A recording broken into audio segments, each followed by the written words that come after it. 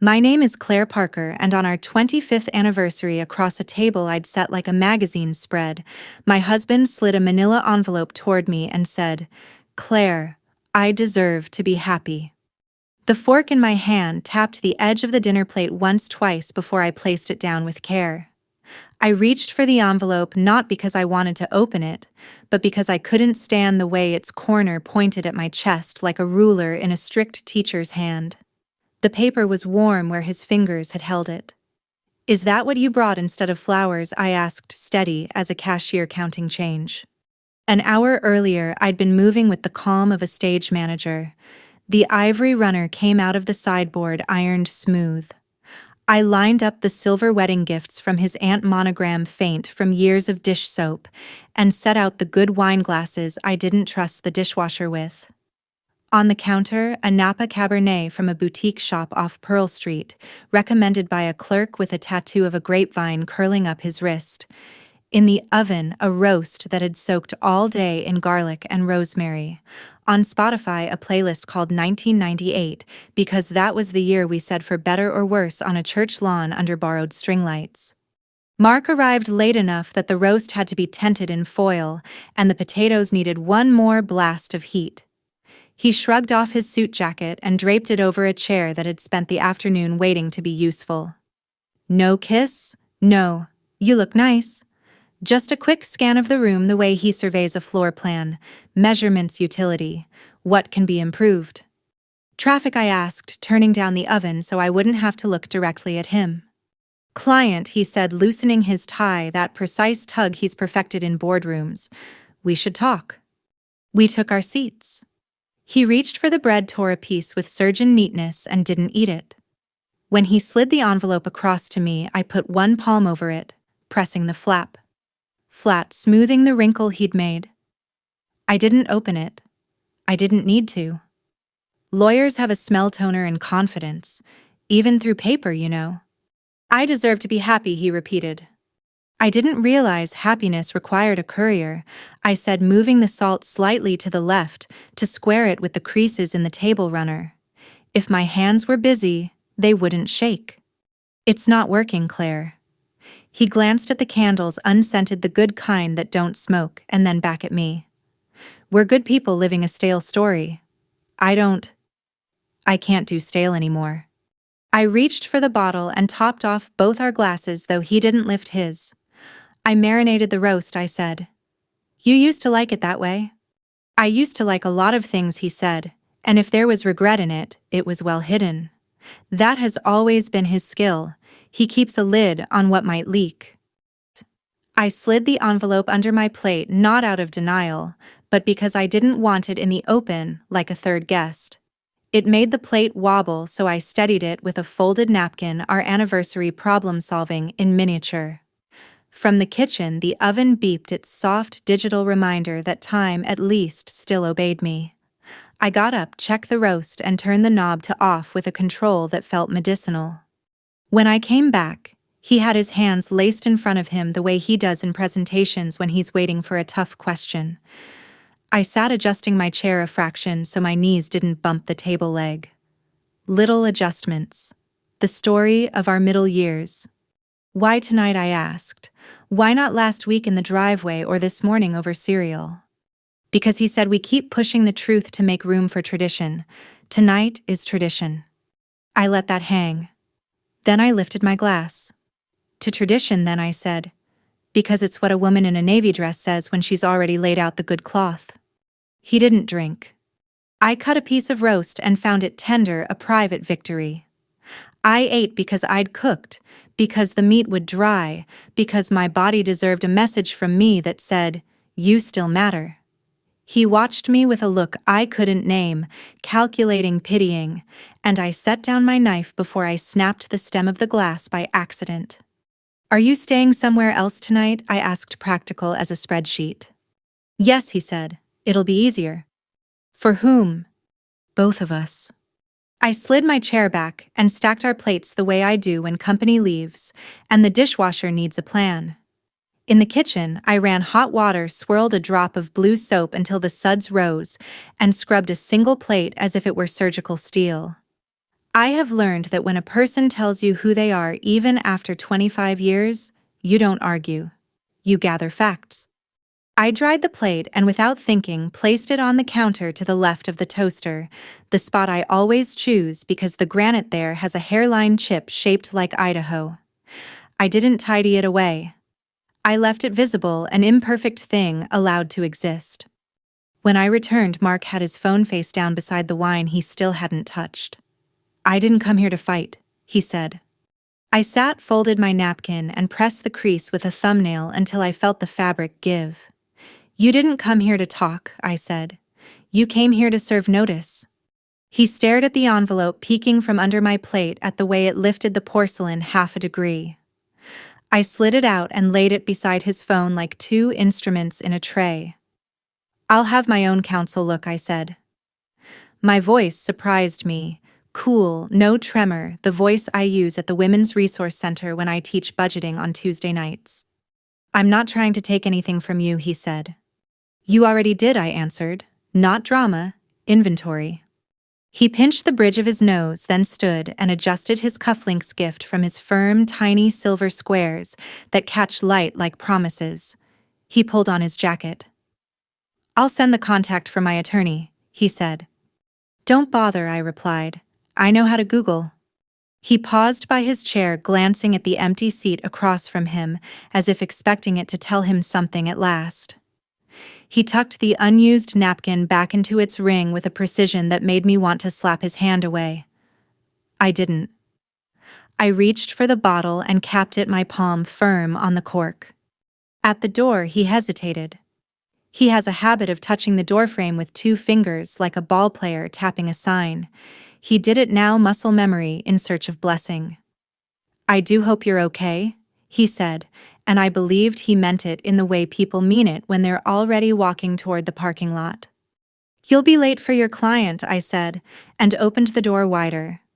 He left without taking the wine or his portion of roast in a foil packet. I watched him go as far as the sidewalk, then closed the door, the latch catching clean. I slid the deadbolt not because I felt unsafe, but because I like the arithmetic of it, aligned metal apart that knows where it's supposed to be. Back at the table, I gathered his untouched glass and poured it, careful, steady, into mine. No toast. No line for the diary. I took a sip and tasted blackberry and cedar and the faintest bite of something green. I set the glass down, pulled the trash bin open with my foot, and slid the envelope in among onion skins and a lemon rind. Then I stopped, fished it back out, and rinsed the corner under the tap. Paper softens quickly. The ink didn't run. I set it on a baking sheet to dry. Tomorrow I would scan it, label it, and email it to someone with Marianne's sharp eyes and sharp pencil. Not tonight. Tonight, I returned the roast to the oven on low, wrapped the potatoes in foil for the neighbors down the street who just had a baby, and stacked dishes in built-in towers that made sense to me. When I finally sat on the couch, I didn't stare at a candle or a reflection. I flipped on the lamp with the slightly crooked shade, reached for the throw I'd picked up at Target because it was on sale, and softer than it looked, and opened the Denver Post that had been waiting on the armrest. The crossword grid stared up, half done from the morning. I penciled in a 6-letter word for to declare formally. Serve. I circled it once and put the pencil down. Tomorrow would want things: phone calls, task lists, a new routine that didn't squeak when you turned it.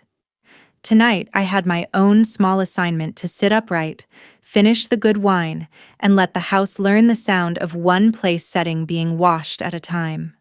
The morning after the dinner felt like waking up inside a fog that refused to burn off. The house carried the faint scent of rosemary and cooled wine ghosts of the night before, lingering as if they were waiting for me to admit something. I brewed a Starbucks blonde roast from a bag I'd bought out of habit, poured it into the chipped Boulder Farmers Market mug, and sat at the kitchen counter. The manila envelope lay there, warped from the steam of the dishwasher, a little bruise in paper form. I hadn't opened it yet. I wasn't ready to see my name beside his split by legal phrasing. The refrigerator hummed too loudly. I turned it down a notch. I'd learned that in the first hours of shock, small tasks keep you upright. Measure, adjust, repeat. When the phone buzzed, I didn't recognize the number Denver area code. A voice came on, warm but brisk. Mrs. Parker. This is Marianne Lewis, family law attorney. Mr. Parker gave me your contact yesterday to forward the preliminary documents. Of course he had. Mark never left a detail to coincidence. Thank you, I said evenly. I'll be hiring my own counsel.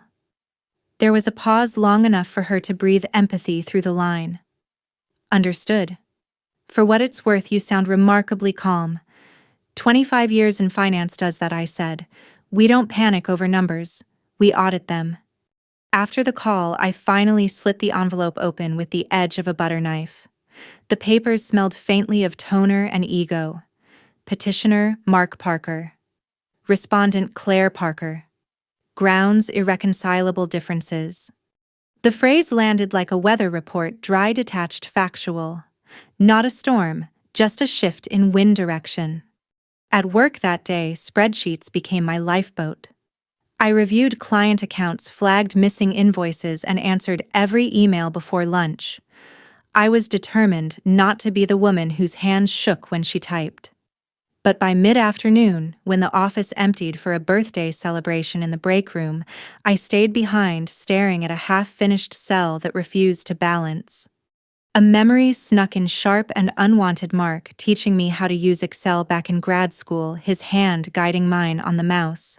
See, every formula has to close, or the whole sheet breaks. I pressed delete. The screen blinked clean again. When I got home that evening, the house smelled of paper and lemon cleaner. The dinner table still held faint impressions of wineglass rings. I picked up each piece of silverware, polished it, and placed it back into the drawer as if returning soldiers to their posts. Then I grabbed a pen and wrote 3 things on a sticky note. 1. Call attorney. 2. Secure finances. 3. Don't react. Plan. I stuck it to the fridge and stepped back, satisfied. Lists make sense when people don't. 2 days later, Diana dropped by unannounced, as she always did when she sensed a quake in my voice. She was carrying 2 Panera bread soups and a bottle of Pinot Noir. I heard she said, closing the door behind her with a hip bump. You okay? I'm organized, I answered. That's not the same thing. We ate at the counter, paper cups steaming. Diana had been through her own divorce 8 years ago, the kind that left her raising 2 kids and running her graphic design business from a basement office. She had rebuilt herself from zero, brick by stubborn brick. I remember when Rick left, she said between bites. I kept washing the same mug every morning, pretending it mattered. One day I just threw it out. Felt like breaking a spell. I nodded. Maybe I'll throw out the plates next. She grinned. Nah, keep the plates. Throw out the man. We laughed, really laughed, and for a second the air in the kitchen lightened. Then she leaned closer. Claire, you know this isn't about age or boredom, right? It's about control. He's rewriting the narrative before you can. That landed. Mark always liked being the narrator, never the subject. When she left, she hugged me longer than usual. You'll be fine, she said. You've been running things behind the scenes forever. You just forgot to notice. That night, I pulled out the household binder, the one where we'd tracked Bill's insurance investments. Every tab told a story: vacations that turned into tax write-offs, accounts opened in our names but mostly managed by him. Halfway through, I noticed a recent withdrawal from our joint account, $18,000, labeled consulting project. Mark's idea of subtlety was always to bury things in plain sight. I opened my laptop and searched the name of the company, Westbrook Design Solutions. The website was barely finished, full of stock photos and a Denver mailing address, but the contact email caught my eye: hannah.waywestbrookdesigns.com. The name felt like a spark in dry grass. Hannah, his new assistant. The one he'd mentioned offhand months ago. Sharp kid, just got her MBA. I didn't move for a full minute. Then I closed the laptop gently and reached for my pen. On the same sticky note under the word plan, I wrote one more line. 4. Verify everything. The next morning before work, I called our bank. The woman on the line, polite but cautious, confirmed my suspicion the withdrawal was authorized under Mark's personal ID. Joint account but individual access. Legal yet deceitful. When I hung up, I sat in the car, hands gripping the steering wheel. My reflection in the rearview mirror wasn't tragic, it was focused. If anger was a current, mine had shifted underground, slow and unstoppable. I opened the glove compartment and found the receipt from that Napa Cabernet, the one I'd bought for the dinner that became the divorce. I smoothed it flat and slid it into my wallet. Proof of effort, perhaps, or a reminder that I'd given something good to a man who'd already checked out. At a red light, a thought came so sudden it startled me. He planned his escape before he told me, but he didn't plan for me. And that, I realized, would be his first mistake. The following week, Denver traded its winter gray for that thin, hard sunlight that exposes every flaw, the kind that makes dust look like it's lit from within. I was grateful for it. Darkness hides things. Light makes you deal with them. At the office, no one mentioned the word divorce, though gossip tends to move faster than payroll. I wore my usual camel blazer, ran the morning meeting, and smiled at the right jokes. But the moment my team headed to lunch, I locked my computer and drove toward downtown. The address I'd found on the Westbrook Design site led me to a co-working space in Lodo. Brick walls, exposed beams, the smell of burnt espresso, the modern temple of startups. I signed in under my maiden name, Claire Dalton, and told the front desk I was here to meet a client.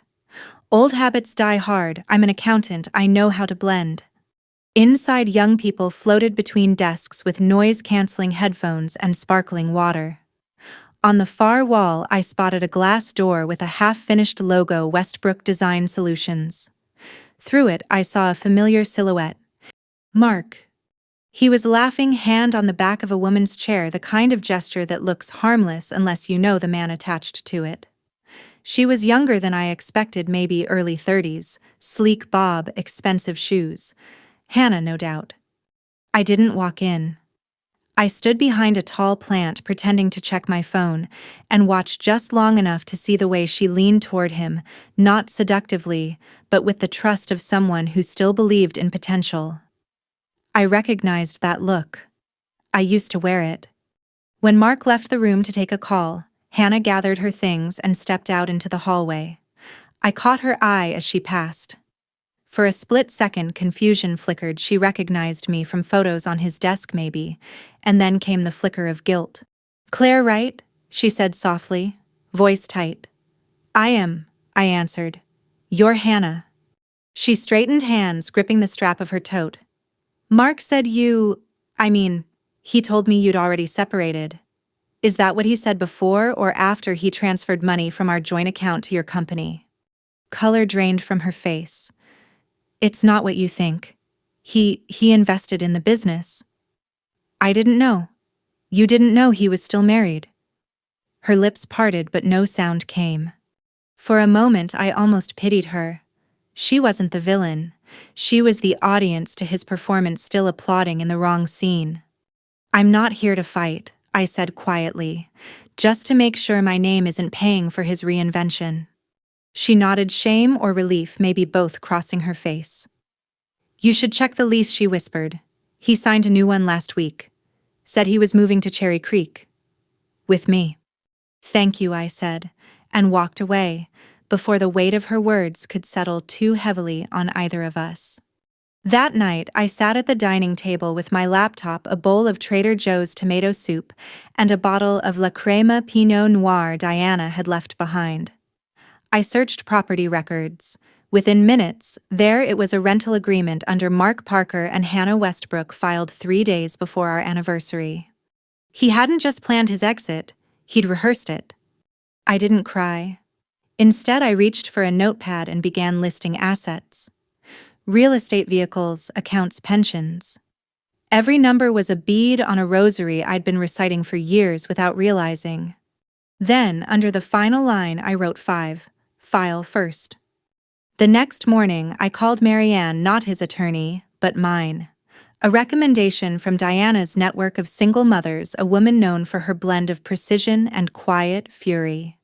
"Claire, I'm glad you reached out," she said after I explained everything.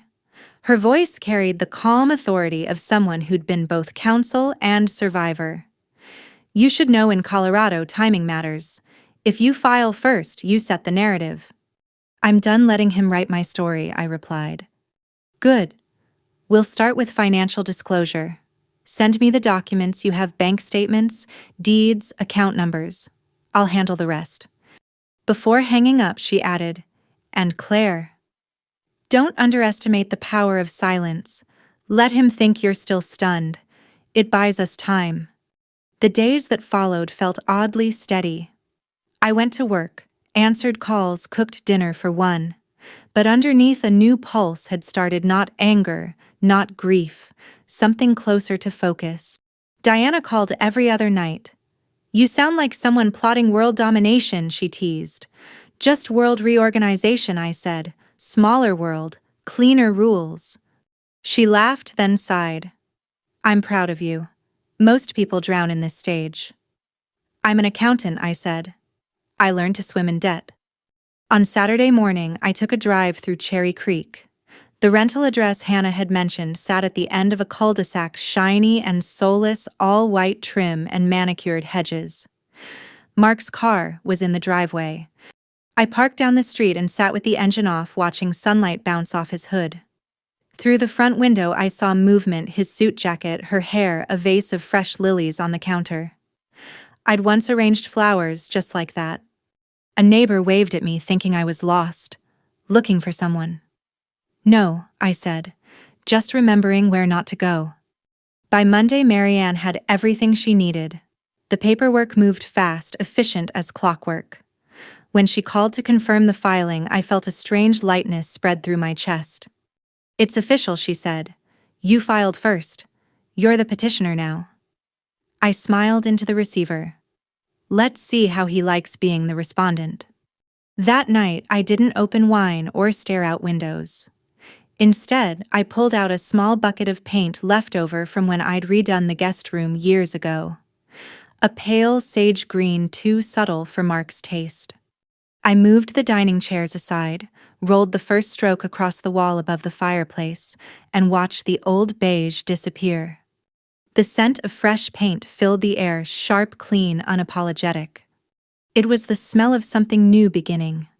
By Wednesday, the house no longer smelled like him. Paint replaced cologne, lemon oil replaced the faint trace of his aftershave.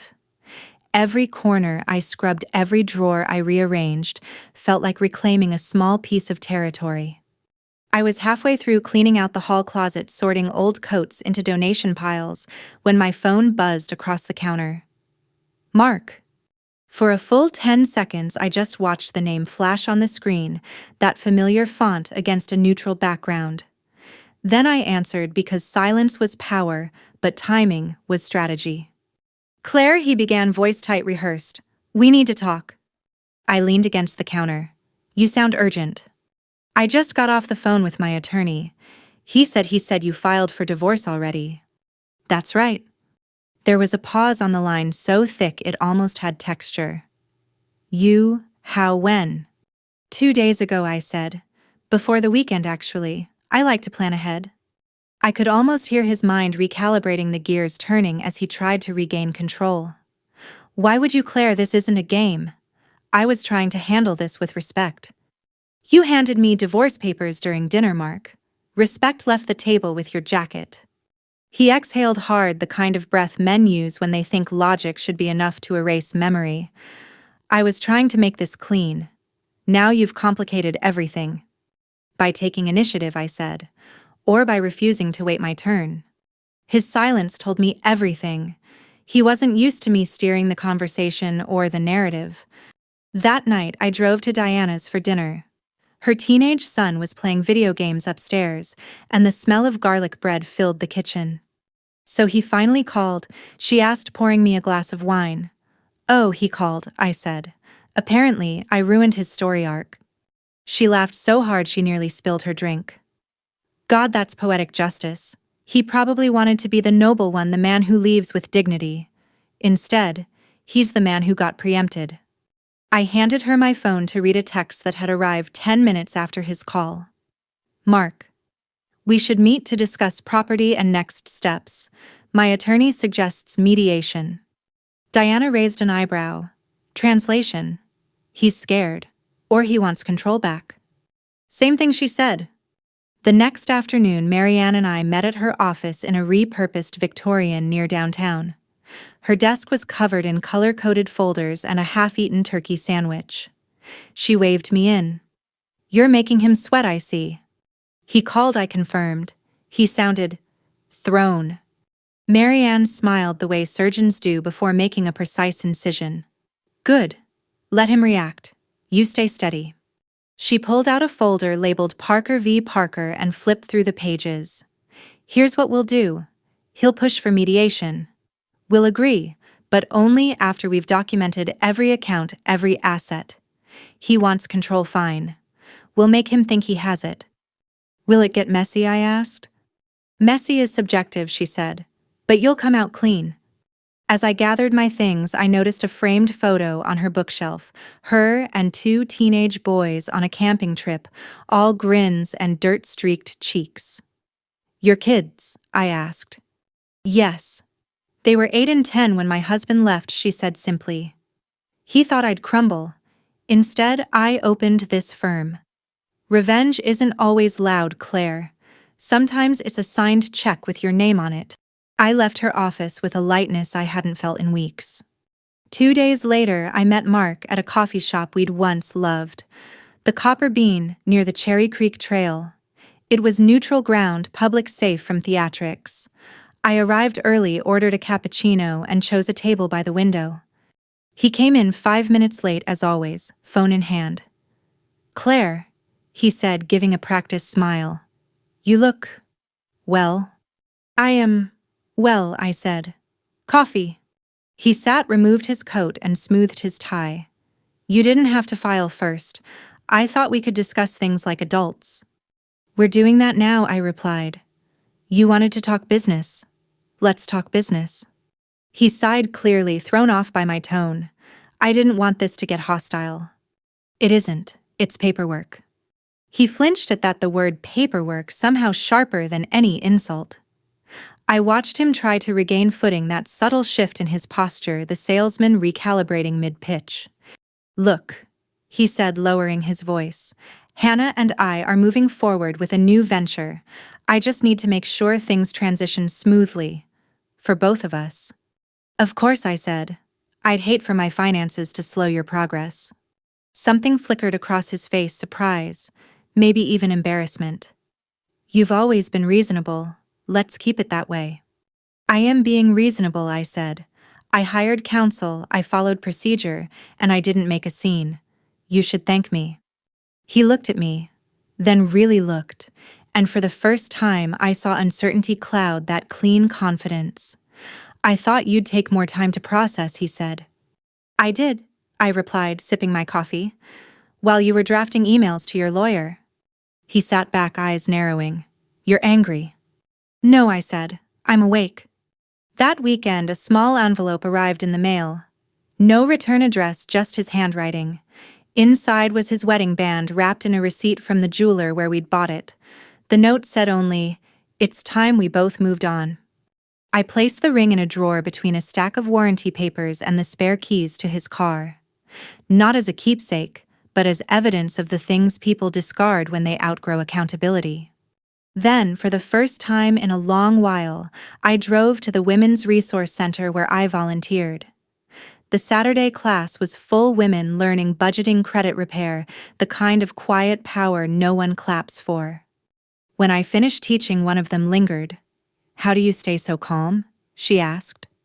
By remembering that panic doesn't pay bills, I said, smiling. She laughed. I'll write that down. Driving home through the late winter dusk, I realized that revenge didn't always come as thunder. Sometimes it arrived disguised as order, as peace, as a woman who filed first and never looked back. The next few weeks unfolded with the kind of stillness that hides movement beneath the surface, like a river that looks calm but is eroding the bank inch by inch. Mark had gone quiet, which in his case was never a sign of peace. On Monday morning, I received an email from Marianne. Subject: Discovery Update. Assets: Claire. We've confirmed the secondary investment account in his name. You'll want to review the attached transaction list. Quietly, impressive work finding the trail. M. I clicked the attachment and scrolled. There it was, a steady siphon of funds over the past 6 months. Transfers from joint investments to an account labeled Westbrook Reserve LLC. Clean, strategic, and utterly predictable. I'd been married to a man who treated money like confession: hide it well, and the sin disappears. That evening, I met Diana at Cafe Ion, a cozy spot near campus with string lights and wooden tables worn to a soft shine. She arrived late, hair windblown, carrying a laptop bag, and the kind of smile that only people who've seen you at your worst can give. Please tell me you've got updates, she said, sitting down. I need a plot twist before my kid's soccer season kills me. I told her about the hidden funds, about Marianne's plan to freeze the account. She whistled low. You're not just surviving this, you're auditing his soul. Just doing what I do best, I said, stirring my tea, tracking numbers and patterns. She reached across the table, touching my hand. Do you realize how far you've come? A month ago, you were cataloging grief in sticky notes. Now you're strategizing like you're running a Fortune 500 divorce. I laughed. It's easier when you treat heartbreak like math. You can't change the numbers, but you can control the formula. Careful, she said, smiling. You're starting to sound like Marianne. Could be worse, I said. The next morning, the call came just as I was leaving for work. Mark again. Claire, he began without greeting. We need to talk about this financial freeze. My attorney said your side's making things unnecessarily complicated. Unnecessarily, I asked, keeping my tone light. You mean the account you forgot to disclose? He sighed. It's for the new business. You're sabotaging something that benefits us both in the long run. Funny, I said. Your definition of us seems to shrink every week. He went quiet, then shifted tactics. Look, I'm not trying to fight. Hannah and I are under a lot of stress. The new lease, the business, everything's hitting at once. You're right, I said calmly. Choices do have consequences. I suggest you focus on those.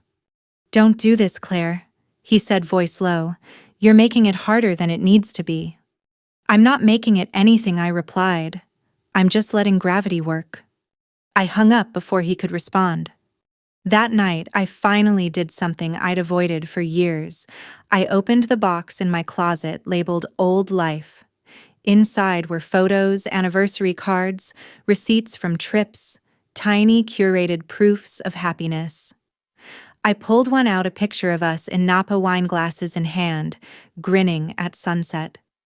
I studied it the way a stranger studies a map. There was no heartbreak in it now, only information. I placed the photo back, then reached for the navy dress I'd worn the night he handed me the divorce papers. The satin caught the light, a soft shimmer like denial. I folded it neatly and placed it in a donation bag.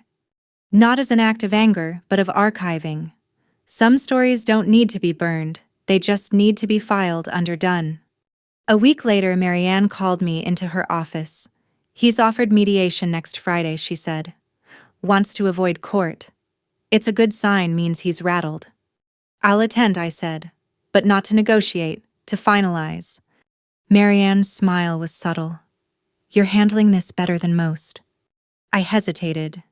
Does it ever stop feeling like a performance? She considered. It becomes less about performing strength and more about remembering you have it. Before I left, I noticed another photo on her desk, this time of her shaking hands with a client in front of the courthouse. She caught me looking. She's remarried now, Marianne said. Opened her own accounting firm. Said winning the settlement gave her courage to build something new. I nodded. Maybe that's contagious. The mediation day arrived cold and bright. The conference room smelled faintly of citrus cleaner and nervousness. Mark sat across from me, hair slightly grayer, suit impeccable. Hannah wasn't there, but her absence spoke louder than words. His lawyer started with numbers. Marianne countered with better ones. Each exchange was polite, technical, bloodless. That's the thing about financial war, it's fought with decimals, not shouting. At one point, Mark tried for charm. "Claire, you know me. You know I'm not the villain here." I met his eyes, then stopped acting like one. His lawyer cleared his throat and shifted topics. By the end of the session, we had a tentative agreement. Fair, precise, unromantic. Exactly how 25 years should end when one person stops pretending. As we stood to leave, Mark looked at me as if searching for something he'd misplaced. "You've changed," he said softly. I smiled just enough to be polite. "Maybe you just never looked close enough." Outside, the air smelled like thawing snow and car exhaust. I pulled my coat tighter and walked to my car. My phone buzzed with a message from Diana. "How'd it go?" "I think I just balanced the books," I replied. That evening, I stopped by the Boulder Farmers Market, the same place where we'd bought the mug I still used. The booths were closing, the air filled with the scent of roasted nuts and fresh bread. I bought a bunch of tulips, deep orange and alive. When I got home, I placed them in a glass vase, the same spot where his lilies once stood. The petals opened slowly under the kitchen light, vivid and unapologetic. And I thought, this is what moving on looks like, nothing cinematic, just color returning where gray once lived. 3 weeks passed before I heard from him again. In divorce time, silence is never peace, it's pressure building. The first message came from a blocked number left on voicemail. "Claire, it's me. Just call me back. Things are complicated." The next day there was another. "Look, I know we're done, but you should at least hear what happened. Please." I didn't call back. I'd learned that curiosity is just another leash when it comes to men like Mark. Still, part of me wondered. Then Diana sent me a link. "You might want to sit down," her text read. It was an article from a local business journal. Startup Westbrook design files for bankruptcy after failed investment promises. The photo showed Hannah standing beside a table of unused equipment, eyes downcast. No Mark in sight. I exhaled slowly. So this was what his complicated meant. Later that afternoon, Marianne confirmed it. He over-leveraged personal assets to fund that venture, put up his car, part of his 401k, even tried to move money from the joint retirement account. Luckily, the freeze we initiated stopped it. I blinked. So he was gambling our savings. Trying to win back a sense of control, she said. Men like that would rather drown steering than survive drifting. I nodded, a quiet ache blooming in my chest. It wasn't pity. It was recognition of something I'd once shared, the desperate need to feel significant. That night, I drove to the Copper Bean, the coffee shop where we'd last met. It felt different now, the smell of espresso sharper, the hum of chatter soothing instead of heavy. I sat by the same window, opened my laptop, and started drafting a presentation for the Women's Resource Center. They'd asked me to teach a new financial independence workshop. The topic I chose, rebuilding stability after loss. As I typed, I realized how much of what I'd learned wasn't about numbers at all. It was about narrative, about knowing where you end and where the story begins again. 2 days later, he appeared. Not at my door this time, but at the community market of all places. I was carrying groceries, avocados, a loaf of sourdough, a bottle of Napa Valley Cabernet Sauvignon, when I heard his voice. "Claire." I turned. He looked older, not by years, but by burden. His suit was wrinkled, the crispness gone. The confident posture that used to fill rooms had shrunk, folded in on itself. "Mark," I said evenly. "I wasn't sure you'd talk to me." "I wasn't sure you'd want to be seen talking to me," I replied. He gave a half smile that collapsed halfway through. I deserve that. I waited. Let him fill the silence. "I messed up," he said finally. "The business, it's gone. Investors pulled out. Hannah left. I guess I thought I could build something new without..." cleaning up the old mess first. I nodded slowly. That's usually how messes work. They wait. He looked at me, searching for softness that wasn't there. You were right about filing first. I wasn't trying to be right, I said. I was trying to be free. He sighed, rubbing the back of his neck. You got what you wanted then. I did, I said. And you got what you planned for. He winced just slightly, but enough. Then he said the one thing I didn't expect. I'm sorry. Not defensive, not polished, just tired. For the first time, it didn't sound rehearsed. I hope you find your peace, Mark, I said, adjusting the grocery bag on my arm. Truly. But peace isn't something you buy. It's something you stop selling. He nodded, stepped back, and let me go. That night, I cooked for one grilled salmon, roasted vegetables, a glass of that Cabernet. I played Sinatra, but not to dance. Just to fill the air. Halfway through dinner, I got an email notification. It was from Marianne. Subject: Final Settlement, approved, Claire. The decree has been signed and filed. You're officially free of all shared liabilities. Congratulations. M. I read it twice, then set the phone down beside my plate. The room was quiet, but it wasn't empty. The next morning, I stopped by Diana's before work. She was in her backyard pruning her spring herbs. He's broke, huh? She asked, straightening up. Bankrupt, I said. Hannah's gone too. She gave a low whistle. Poetic. So what? Now. Revenge Tour, Part 2. I smiled. No, just a new chapter. You know, she said, brushing dirt from her gloves, you didn't just win. You outgrew him. I thought about that on the drive home. Growth isn't dramatic. It's quiet, steady, patient. It happens while no one's watching. That weekend, I stood in the middle of my living room looking at the freshly painted walls.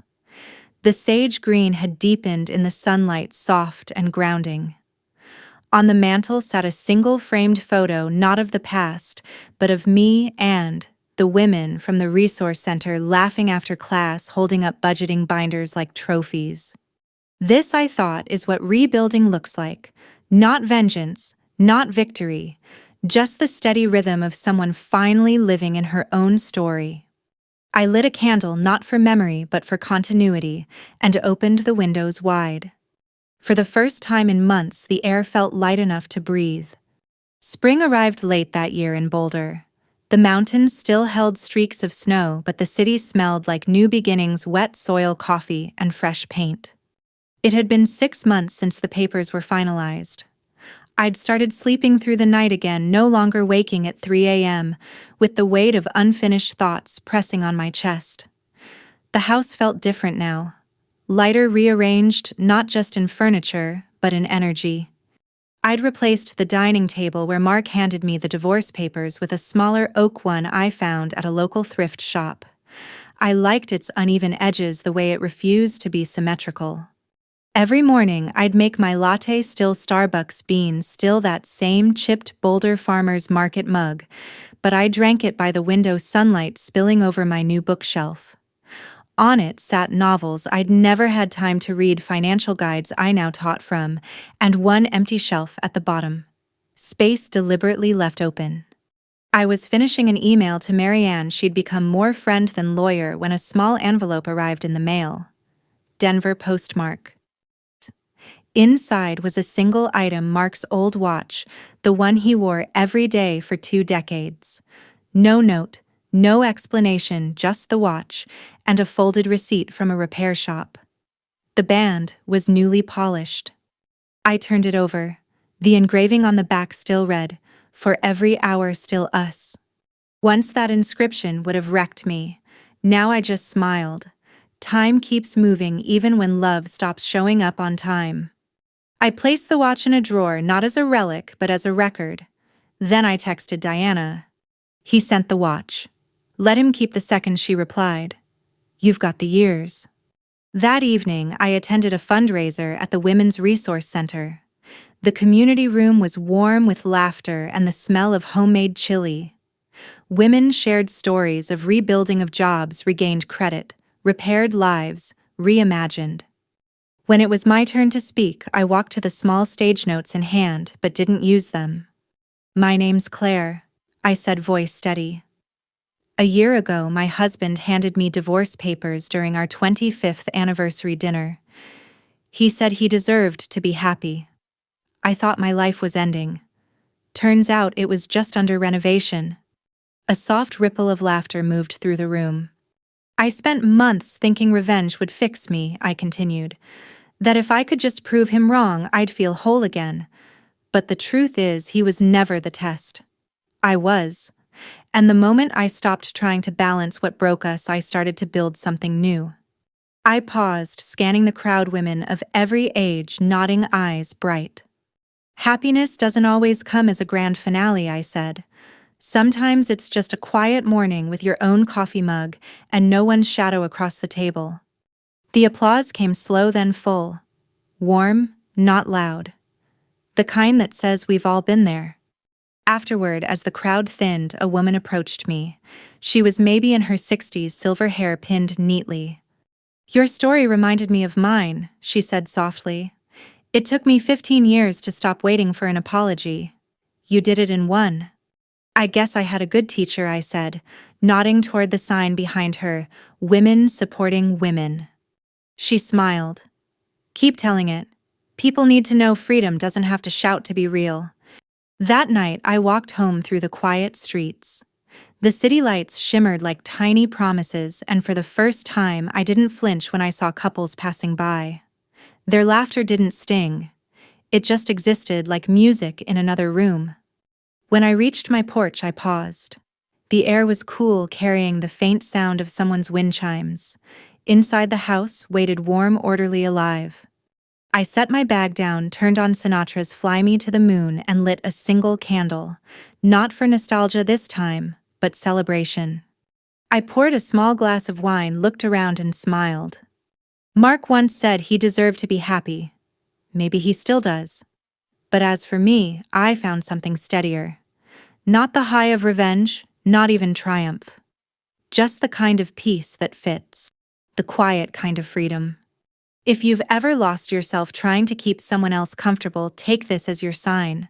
File first, paint the walls, change the table, rebuild the story. And when you do, don't forget to leave one shelf empty for whatever comes next.